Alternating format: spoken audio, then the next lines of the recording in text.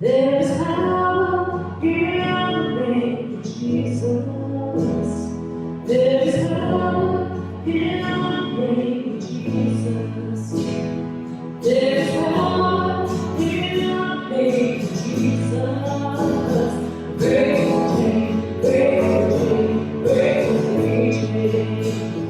There's power in the name of Jesus. There's power in the name of Jesus. There's power in the name of Jesus. Break the chain, break the chain, break every chain.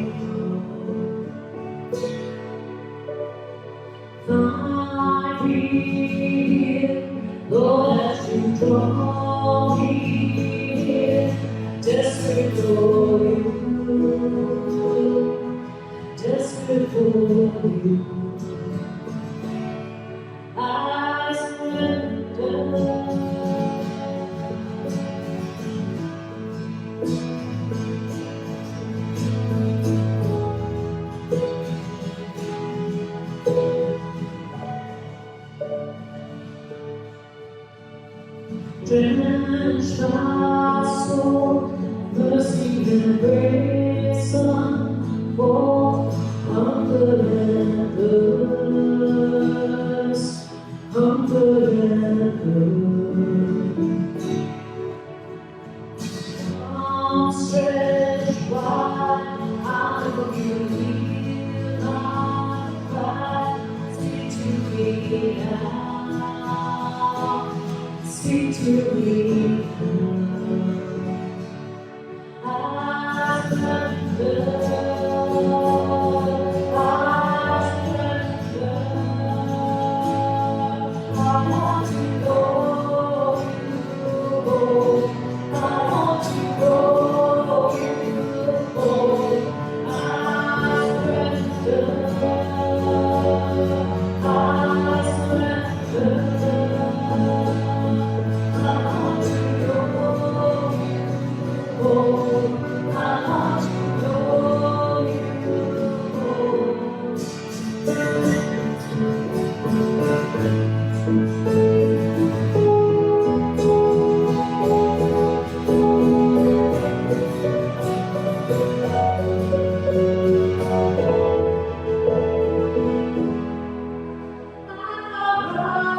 Jesus,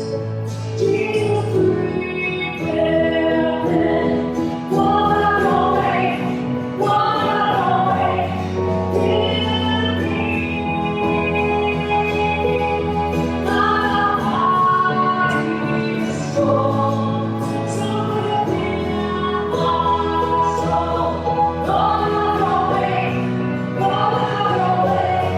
in me.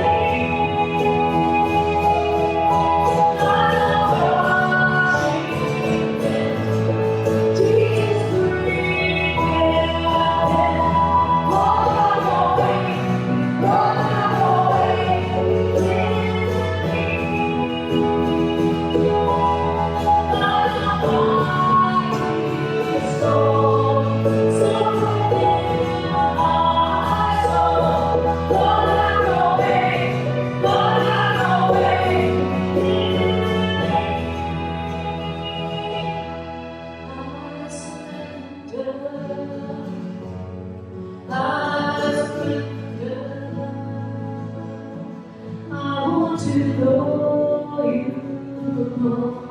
I want to know you. I surrender. I want to know you.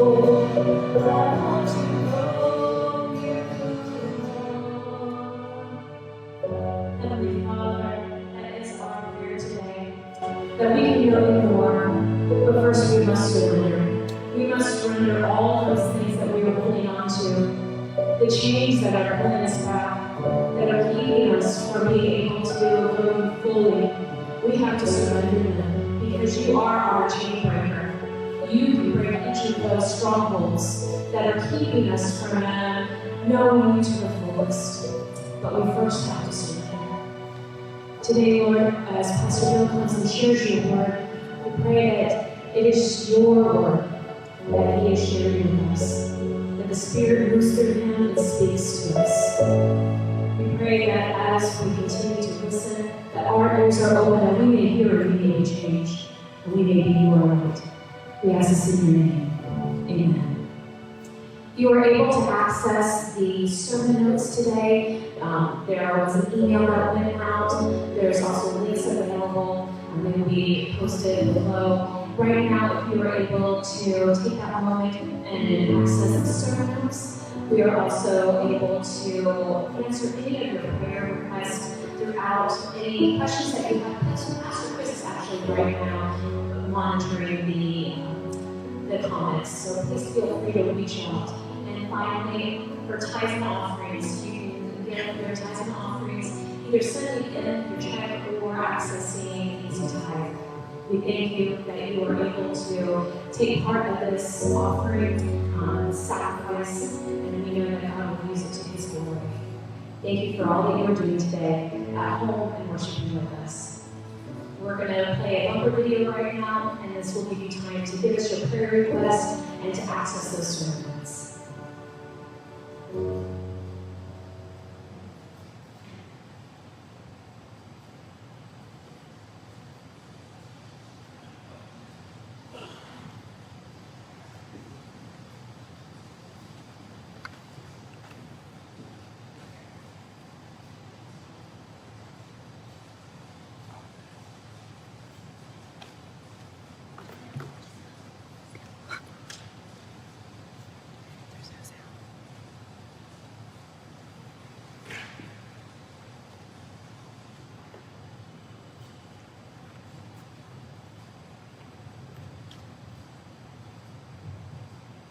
It's pretty good. I can read music well enough.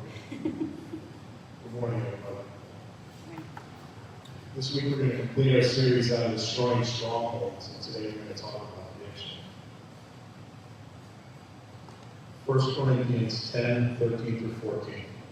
This is under New Revised Standard Version, so if your translation is a little different, just bear with me. It says, "No testing has overtaken you that is not common to everyone. God is faithful, and he will not let you be tested beyond your strength. But with the testing, he will also provide a way out so that you may be able to endure it. Therefore, my dear friends, flee from the worship of idols." I thought this was going to be like a really easy sermon to prepare. I counseled for about 15 years. The vast majority of that was around addictions. When I started getting into this, I was reminded how difficult it was for me to deal with what really is a spiritual problem from a worldly perspective. Secular agencies, worldly agencies really don't want you getting into spiritual issues. We go to rehab and 12-step meetings, but we're really going to avoid the topic of Christ. That's just how it works, and one of the many reasons I had to kind of step back from that. It's a tough topic. With reasonable certainty, anybody watching this has dealt with addiction on some level, whether it's you personally or a family member. I'm getting instruction. This is my safety net. This is like a line point. Nobody else needs a microphone but me, but I have to hold on to it. So somewhere in your family, somewhere with your friends, something, everybody's dealt with addiction on some level. Back to 1 Corinthians, it says, "No testing has overtaken you that is not common to anyone." You're not alone. Everybody's struggling with addiction. There's a bond here that we try to kind of cover up, and it's, we feel like we're alone, but we're not. Several years ago, my brother and I were discussing some, we'll call them questionable decisions in my past, and a lot of guilt and just stuff that goes along with that. And he said something that stuck with me. He said, if it's got a name, you're not the first one to do it. And I said, that's completely accurate. And everything I've done, I knew what it was called. And that was because somebody else did it before me. I'm not the first one. I'm not alone in this struggle. The struggle is due to our fallen nature. The nature of humanity is we're fallen right from birth. And that's our commonality. The solution to this is returning to Christ. That's what we're supposed to do. That's the ongoing struggle. I need to back up here.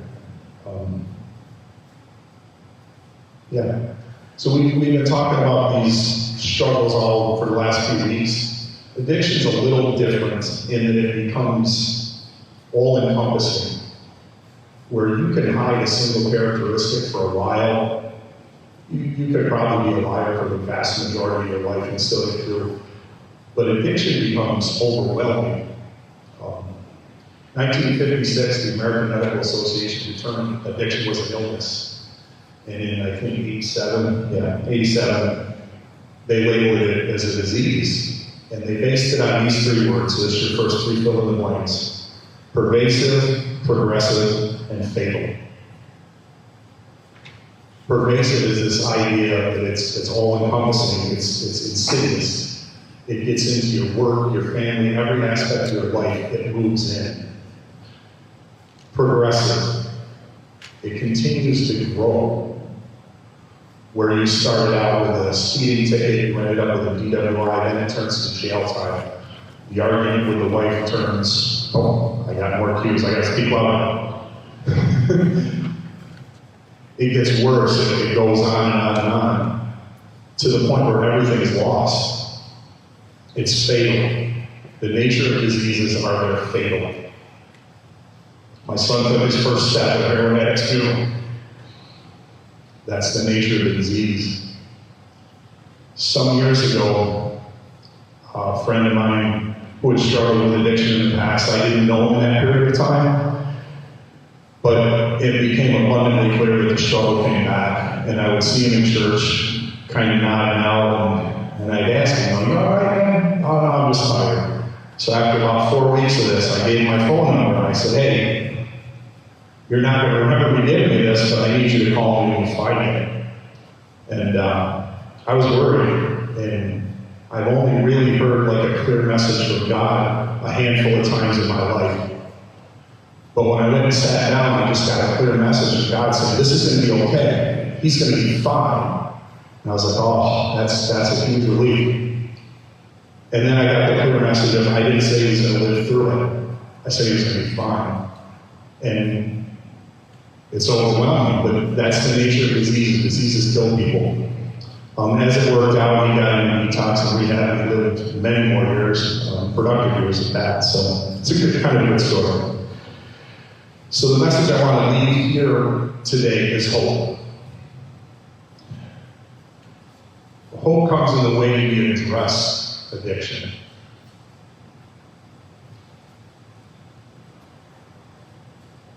Because addiction is a disease, we accept that it's a result. That's next fill in the blank, result. 1 Corinthians 15:33. Do not be deceived. Bad company ruins good morals. Addiction is the outcome of a lot of bad decisions, a lot of bad situations, poor choices in who we're associating with.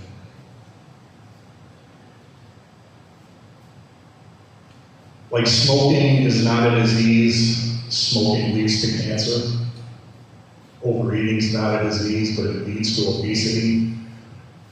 A lot of bad decisions lead to addiction. It's a result. Next, fill in the blank. Because it's a disease, we accept that addiction is a characteristic. Addiction is not an entire identity. My father died from cancer. He wasn't cancer. It's a piece of who he is. Accepting the identity that we're a child of God gives us a foundation. It forces all the other characteristics to become secondary. People will say, I'm a mother first, or I'm a father first, and everything else comes second. And we understand that. The volume went up. We understand that. But I'll go one step further. I'm a child of God before I'm a father. Because that foundation allows me to be a better father. I'm not just a father, I'm a whole lot of things, but they all fall back to this idea that I'm a child of God. It gives us authority to address our fallen nature.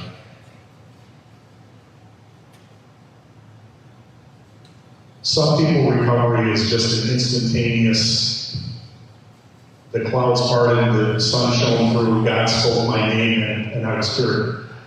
I'll say that's not the norm, but I suppose it happens. For most people, this is an ongoing struggle, possibly lifelong. Galatians 5:1. For freedom Christ has set us free. Stand firm, therefore, and do not submit again to the yoke of slavery. When I accept that I'm a child of God, that doesn't mean I'm not going to have some struggles. But I am able to return and go, okay, in the midst of this struggle, I'm still a child of God, and I can fall back to that foundation. I don't have to go back to the idea that I'm just an addict, or I'm just an alcoholic, or any of those things. I'm a child of God, and that gives me authority to address my fallen nature. Next, fill in the blank. Because it's a disease, we accept that addiction is torment. Disease is exactly what it sounds like, dis-ease, the opposite of ease. Nobody wanted to be an addict. In 5th grade, little Bobby wanted to be a fireman and Susie wanted to be an engineer. Nobody stood up and said, I want to be an alcoholic. I want to be a junkie. I can't wait till my credit is so bad that I have to buy a track phone because I can't get a regular phone. I can't wait till there's separation from my family. Boy, I want to be fun when my life is falling apart to the point where I have to sell my body around my grandmother, that's a better choice than what I'm facing. Nobody ever said that. Addiction is tormenting. 1 Peter 3:8. Finally, all of you have unity of spirit, sympathy, love for another, a tender heart, and a humble mind. I listened to a guy speak about addiction. It was only probably a week ago, and he was making a connection between a sense of belonging or a lack of sense of belonging leading to addiction. And I got thinking, like, how difficult is it if you don't feel like you fit in somewhere that leads to addiction, and then you sever somebody right now sitting there going, Pastor Bill, you don't know what that person did to me. They don't deserve my tender heart, they don't deserve this, they've done some atrocious things. First thing I'll say is I would probably believe it, I probably saw it somewhere. Second thing is I would point you back to my brother who would say, if it's got a name, they weren't the first to do it. 1 Peter doesn't say to put yourself in a position to be taken advantage of. He says love people. Next, fill in the blank. Good boundaries are made through a time of love. If somebody's not willing to set boundaries, it's not out of love for that other person. It's more about self-preservation. If somebody's robbed me 5 times, every time I open my door, they steal my stuff, and I continue to open my door, I know I'm not looking out for them. I haven't helped them a bit. What I'm doing is I'm trying to say, I'll be a bad friend if I turn away, or I'll be a bad parent, or somehow this is a reflection on me. Setting boundaries is helpful to you, and it's helpful to that person.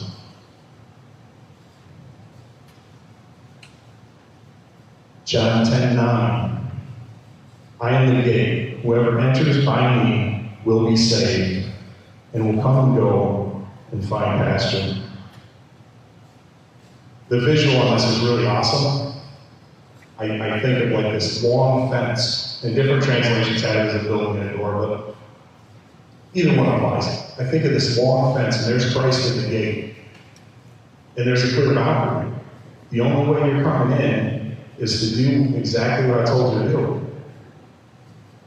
At no point does it say, I don't love you when you're out in that field. I don't care about you. It simply says, this is my bottom line. You gotta be able to do this, or I can't allow you. We can do that with other human beings. It's best for them and it's best for us. Let's back up and read our original scripture a couple times. 1 Corinthians 10:13-14. Think about the person who's suffering with addiction. No testing is overtaking you that is not common to everyone. God is faithful, and He will not let you be tested beyond your strength. But with the testing, He will also provide a way out so that you may be able to endure it. Therefore, my dear friends, flee from the worship of idols. Let's adjust our perspective for a second, and now come at it from the position of a person who's dealing with a loved one, who's struggling at best. No testing is overtaken, is not common to everyone. God is faithful, and He will not let you be tested beyond your strength. But with the testing, He will also provide the way out so that you may be able to endure it. Therefore, my dear friends, flee from the worship of idols.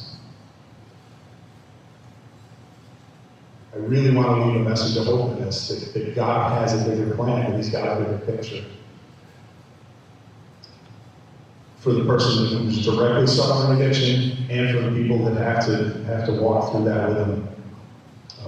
If you're struggling, or if you're dealing with somebody else who's struggling, I would really encourage you, shoot us an email, shoot us a text, whatever it takes. I'd love to talk to you. I could go on about addiction for a couple more days easily, but we don't have that kind of time. But I'd love to get in touch with you, so send a prayer request, go through Facebook Messenger, however you want to do that. Heavenly Father, thank you for your grace. Thank you that you continue to walk with us and pick us up when we continue to stumble and fall down. Thank you that you provided us with encouragement and an understanding that there's a plan far bigger than us. Watch over us and continue to give us your grace and strength. In Jesus' name I pray, amen. Hey everyone, Pastor Chris here. So nice to see everybody this morning. Want to thank you all for tuning on, and thank you, Bill, for that great sermon and challenging us. You know, Augustine said we are free will moral agents. We have a free will, and then we get to exercise that free will. And when addiction comes into play, what happens is we exercise our free will, and then our free will turns into an addiction, and it starts telling us what to do. And our free will is no longer there. If you're dealing with any kind of addiction, if you're dealing with any kind of these struggles, and maybe it's too embarrassing to talk to, Pastor Bill and I are here for you. The church is here for you. And we'll get you set up with the structures and the scaffolding and the support that you need to break the addictions, to break those strongholds in your life. So maybe it's something embarrassing to talk about. There's no reason to be embarrassed with your friends in the church and your brothers and sisters in the church. That's why we're here. We're here for you. So reach out to us. We can make it as confidential as possible. Limit the shame, limit any kind of guilt or embarrassment. But if you're stuck in a form of addiction, please reach out to us. I'm going to pray a benediction for us, pray for you who are watching. Then Jess and Amy are going to come out and send us off with the song. So let's pray. Lord, thanks for that great word. Thank you for challenging us here today. Lord, help us, especially now that we have this time that we're kind of stuck home, that we can self-reflect, that we can look inside of in our hearts, of all the things that we're struggling with, Lord God. And Lord, many of us are stuffing things, recovering things. Lord, we're only as sick as our secrets. Lord, help us to be willing to confess those things to you, to confess them one to another, and Lord, be set free. So now, Lord God, as we go our way this week, let us go forth knowing that you're with us. Let us be willing to come to you and bring to the light any guilt or shame that we're dealing with, any addiction that we're struggling with. So bless us, Lord, as we conclude this worship together, and bless us this coming week. We pray this in Christ's name. Amen. Amen. Reach out to us. Let us know how you're doing. God bless you. We'll see you this week.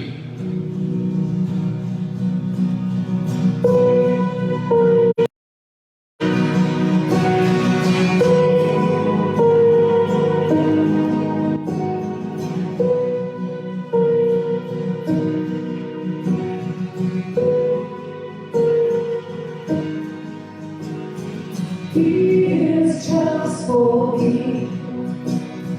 The light of the King, my tree, and lead me with His wind and mercy. When all of a sudden I'm not where His wishes lives my glory, and realize just how beautiful and how big your dreams are me. Yeah, He loves us. Oh, how He loves us. Oh, how He loves us. Oh, how He loves us. And we are His portion.